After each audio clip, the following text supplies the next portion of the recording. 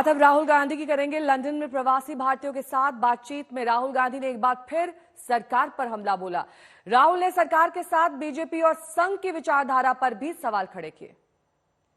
Rahul Gandhi, this is in the nature of the BJP and the RSS.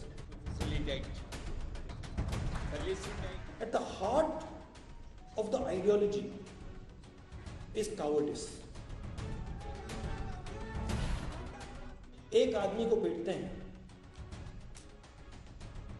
और फिर उनमें से किसी एक व्यक्ति को बड़ी खुशी हो रही है, वो कायरता ही है। 7 समंदर पार मंच बदला, लेकिन हमलावर तेवर नहीं। बीजेपी के हमलों से बेपरवाह कांग्रेस नेता लंदन में रविवार को प्रवासी भारतीयों के बीच में थे।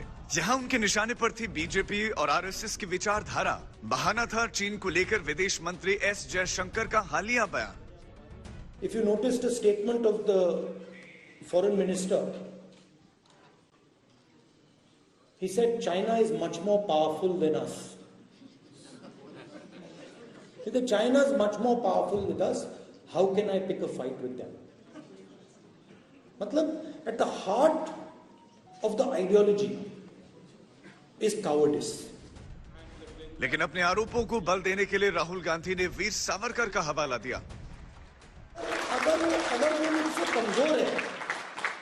अगर वो मुझसे कमजोर है, तो मैं अपने 5-10 मित्रों के साथ उसको पीट दूंगा। मगर अगर वो आरएसएस वालों से तगड़ा है तो फिर भाग जाते हैं। और सावरकर ने अपनी किताब में लिखा है। राहुल गांधी ने सावरकर की किताब का हवाला देकर लंदन में प्रवासी भारतीयों को एक कहानी भी सुनाई कि एक दिन उन्होंने और उनके 5-6 मित्रों ने एक मुसलमान व्यक्ति को पीटा और उस दिन उनको बहुत खुशी हुई। तो देखिए, अगर 5 लोग एक आदमी को पीटते हैं और फिर उनमें से किसी एक व्यक्ति को बड़ी खुशी हो रही है, वो कायरता ही है। अगर लड़ना ही है तो एक व्यक्ति से जाके अकेले लड़ लो। राहुल गांधी के इन दिनों 3 अहम प्रिय विषय हैं: वीर सावरकर, संघ की सोच और देश में लोकतंत्र की स्थिति। दुनिया के सबसे प्राचीन लोकतांत्रिक देश में लोकतंत्र की स्थिति को लेकर लंदन में उनकी शिकायतें जारी थी। It's quite strange that an Indian political leader can give a talk in Cambridge University, Harvard University, but he can't give a talk in India, in a university in India.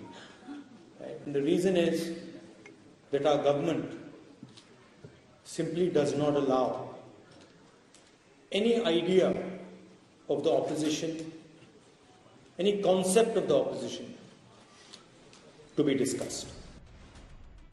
BJP Rahul Gandhi पर यह आरोप लगाती रही है कि कांग्रेस नेता देश के बाहर देश की छवि धूमिल करने की कोशिश कर रहे हैं। लंदन में रविवार को राहुल गांधी ने देश में महिलाओं की सुरक्षा को लेकर जो कुछ कहा, यकीनन वो देश की अच्छी छवि पेश नहीं करता। But when you walk across India and you talk to people, those are the 3 things that you hear. Most women complaining about the violence that they're facing, the fact that they are worried to walk on the streets of our country. Rahul आज British संसद को भी संबोधित करेंगे। हो सकता है मोदी सरकार पर हमलों की नई किस्त अभी बाकी हो, लेकिन राहुल के लंदन के बयानों से दिल्ली की सियासत का पारा जरूर चढ़ गया है। लंदन से लवीना टंडन के साथ आज तक ब्यूरो। अगली खबर का रुख करेंगे। आज दिल्ली के पूर्व डिप्टी सीएम मनीष सिसोदिया की सीबीआई रिमांड खत्म हो रही है। आज उन्हें दिल्ली के राउज एवेन्यू कोर्ट में पेश किया जाएगा। अगर सिसोदिया की सीबीआई रिमांड नहीं बढ़ी तो उन्हें तिहाड़ जेल भेज दिया जाएगा। सिसोदिया की जमानत पर 10 मार्च को सुनवाई होनी है।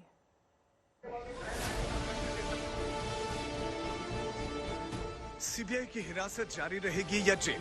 यही सवाल इस वक्त दिल्ली के पूर्व डिप्टी सीएम मनीष सिसोदिया और उनकी पार्टी के तमाम नेताओं के मन में घूम रहा होगा। शराब घोटाले में मनीष सिसोदिया 7 दिन से सीबीआई की हिरासत में है और आज उनकी रिमांड खत्म हो रही है। आज उन्हें दिल्ली के राउज एवेन्यू कोर्ट में पेश किया जाएगा। कोर्ट से सीबीआई सिसोदिया की हिरासत बढ़ाने की दरख्वास्त कर सकती है। अगर सिसोदिया की सीबीआई हिरासत नहीं बढ़ाई गई तो उन्हें तिहाड़ जेल भेज दिया जाएगा। उनकी जमानत पर सुनवाई 10 मार्च को होगी। वैसे खबर है कि प्रवर्तन निदेशालय भी उनकी कस्टडी की मांग कर सकती है। सिसोदिया का क्या होगा, इसका फैसला तो अदालत करेगी, लेकिन उनकी पार्टी और विपक्षी दल लगातार अपना फैसला सुना रहे हैं। लेकिन हमारे देश के प्रधानमंत्री जी ने ठान लिया है कि अगर बीजेपी को वोट नहीं दोगे, कोई और सरकार बनाओगे, तो उस सरकार को किसी भी हाल में काम नहीं करने देंगे। एक तो वो ये करते हैं कि अगर किसी और की सरकार बन जाए बीजेपी के अलावा, तो उसके सारे नेताओं के ऊपर ईडी और सीबीआई छोड़ देते हैं, उनको गिरफ्तार कर लेते हैं, उनको तरह तरह से प्रताड़ना करते हैं, तरह तरह से तंग करते हैं, उनकी पार्टी तोड़ देते हैं, उनकी सरकार गिरा देते हैं। पूरे देश में कई जगह ये देखने को मिला, गोवा में देखने को मिला, महाराष्ट्र में देखने को मिला, कर्नाटक में देखने को मिला। एक के बाद एक राज्य के अंदर जहां नॉन बीजेपी गवर्नमेंट बनती है, वहां पे ईडी और सीबीआई को छोड़ के और उनको गिरा दिया जाता है। सिसोदिया की गिरफ्तारी के मुद्दे पर आम आदमी पार्टी को विपक्ष के दूसरे बड़े नेताओं का भी साथ मिल रहा है। विपक्ष के 9 नेताओं की ओर से प्रधानमंत्री मोदी को चिट्ठी भेजी गई है।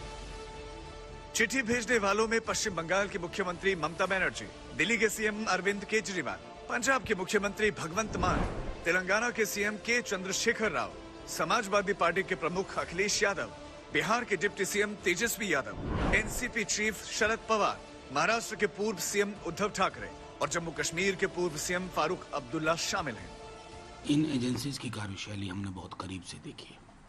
अब इन एजेंसीज की स्वायत्ता रही नहीं, ये पराधीन है। और पराधीन भी क्या कहूँ, ये केंद्र की सत्ता के अधीन है।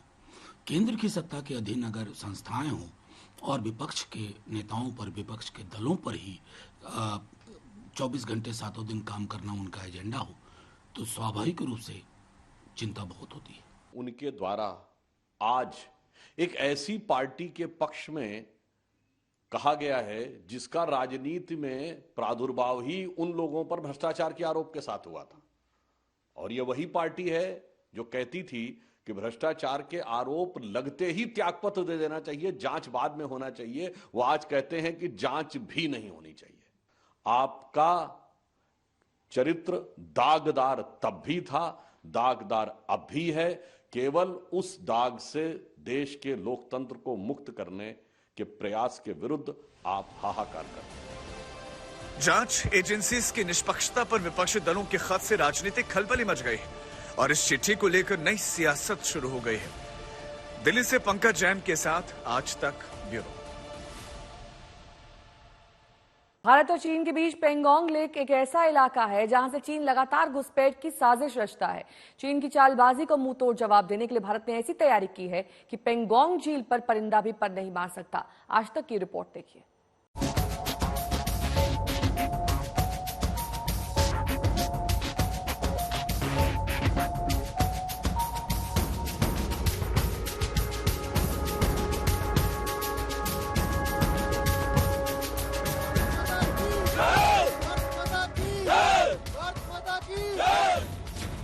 समुद्र तल से ऊंचाई 14,500 फीट, तापमान 0 से 25 डिग्री नीचे, 135 किलोमीटर लंबी पेंगोंग झील, नस्तर की तरह चुभने वाली बर्फीली हवाओं के थपेड़ों के बीच तिरंगे की अगुवाई में आगे बढ़ रहे आईटीबीपी के जवानों की टुकड़ी। ये टुकड़ी उस पेंगोंग लीक पर कदमताल कर रही है जिसके 60% हिस्से पर चीन के पास और 40% हिस्सा भारत के पास है। चीन की तरफ से अक्सर यही भारतीय हिस्से में दखलंदाजी की साजिश होती रहती है। चीन की इस चालबाजी का जवाब देने के लिए जवानों की टुकड़ी यहाँ तैनात है।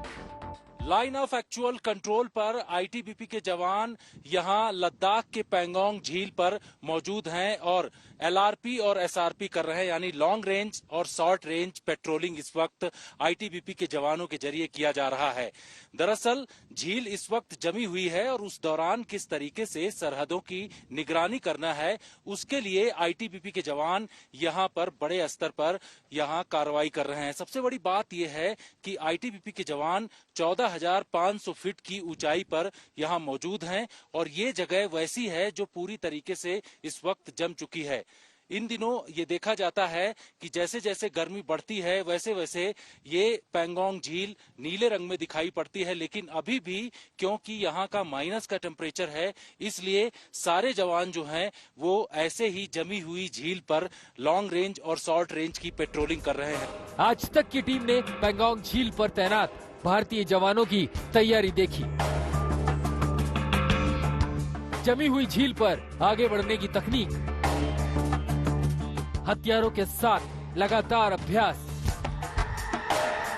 तिरंगे की आन बान और शान को सलामत रखने के लिए ITBP के ये जवान हर मुमकिन खतरे से निपटने की तैयारी में जुटे। जांगला दर्रे को पार करते हुए जो कि 17,500 की फीट की ऊंचाई पर मौजूद है, उस दर्रे को पार करते हुए मैं इस वक्त पहुंचा हूं यहां पैंगोंग झील में। पैंगोंग झील जो कि 14,500 फीट की ऊंचाई पर मौजूद है, बहुत ही हाइट पर है, यहाँ सांस लेना मुश्किल होता है। इस वक्त यहाँ माइनस में टेम्परेचर है और इस झील के बारे में जिसके बारे में बोलते हैं इसका नीला पानी होता है, लेकिन पूरी तरीके से अभी ये झील सफेद दिखाई पड़ रही है। यहाँ देखिए जमी हुई झील पर ITBP के जवान योगाभ्यास कर रहे हैं। निगहबानी के लिए जरूरी है शरीर से स्वस्थ और मन से चौकस रहना, और ये योग इन जवानों के लिए इस जिम्मेदारी को निभाने में मददगार साबित हो रहा है। जवानों को मार्शल आर्ट की ट्रेनिंग भी दी जा रही है ताकि हथियार रहित युद्ध में भी ये दुश्मनों को मात दे सके।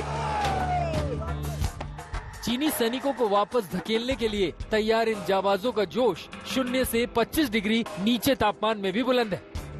पैंगोंग लेक पर ITBP के जवानों का इस तरीके से अनआर्म कॉम्बैट की ट्रेनिंग आपने पहली बार देखी होगी। ये तस्वीरें बहुत ही खतरनाक हैं क्योंकि इस वक्त पूरी तरीके से पैंगोंग लेक जम चुकी है और यहाँ आपने इससे पहले देखा होगा कि नीले रंग का पानी पैंगोंग लेक का होता था, जो इस वक्त पूरी तरीके से सफेद हो चुकी है।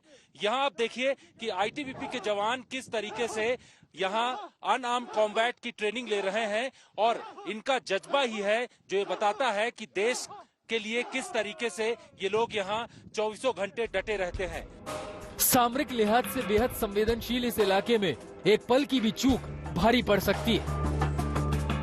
बेहद मुश्किल हालात में जवानों की इस टोली को लगातार सतर्क रहना होता है। ITBP विश्व का माना हुआ फौज है जो कठिन से कठिन परिस्थिति में अपना ड्यूटी सही तरीके से निर्वहन करता है।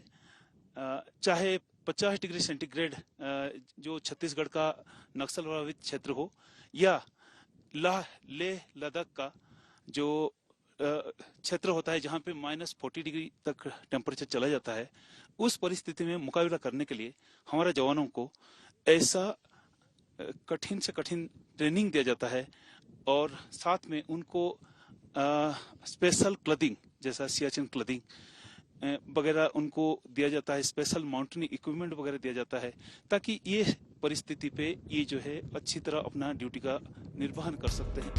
हम आपको बता दें कि आज तक पहला ऐसा चैनल है जिसने पैंगोंग के इस पूरे इलाके का जायजा लिया। पूरी तरीके से बर्फ जमी हुई है, लेकिन इस दौरान भी इनको स्पेशल क्लॉथिंग दिए जाते हैं जिसमें भी इनको किसी भी तरीके की ठंड नहीं लगती है। हाई एल्टीट्यूड में भी ये निगहबानी भारत चीन सरहद की लगातार कर रहे हैं और यही वजह है कि लोग इनको देश भर में नाच के तौर पर देखते हैं। कैमरामैन अनिल जायसवाल के साथ जितेंद्र सिंह, आज तक। आज तक HD सबसे तेज सबसे ज्यादा।